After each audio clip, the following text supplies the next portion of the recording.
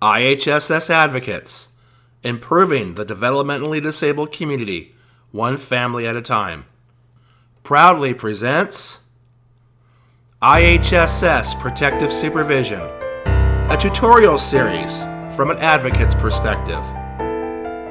Episode 1, Advocates are not cheap. Hi, my name is Larry Rosen. And I'm David Wolf. We are partners in the advocacy firm IHSS Advocates. We provide full service representation for those families pursuing in-home supportive service benefits. Specifically, our program focuses on overturning denials of families with developmentally disabled children seeking protective supervision.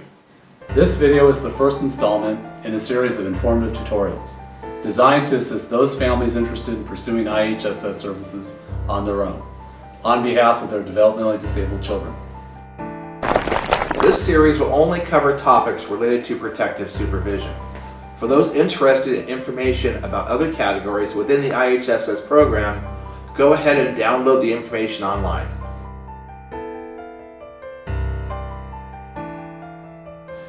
We may on occasion cover additional topics related to other IHSS categories.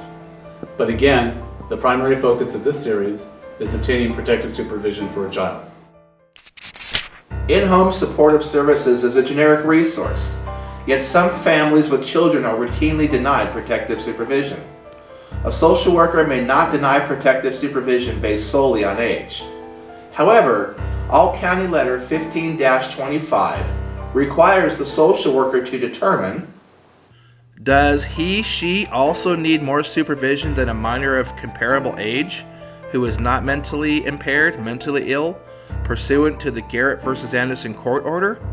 More supervision can be more time, more intensity, or both.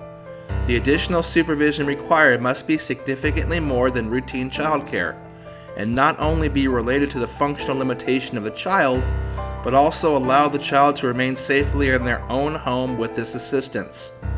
If the answer is no, then the minor is not eligible for protective supervision under the Garrett v. Anderson court order, and protective supervision should not be granted.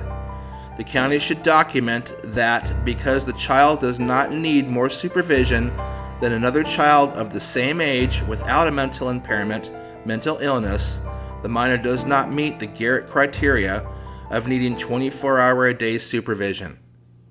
As a result, many families with young children get denied. Families are then faced with the task of pursuing an appeal. Some families are comfortable with the appeals process while others are not. Uncomfortable families should consider using an advocate, as lost retroactive benefits are often greater than an advocate's fee. Don't use an advocate that requests an upfront fee or deposit, and use an advocate that only gets paid if you win your case. Finally, make sure you know in actual dollars what the fee will be beforehand. Some advocates will disguise how expensive they are by quoting percentages, not dollars.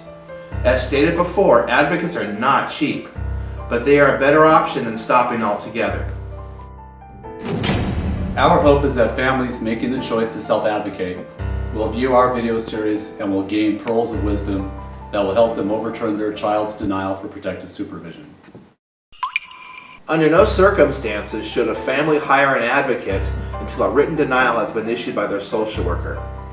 We look forward to providing this informative video series to assist families in obtaining protective supervision for their children. Look for the next installment in the coming weeks.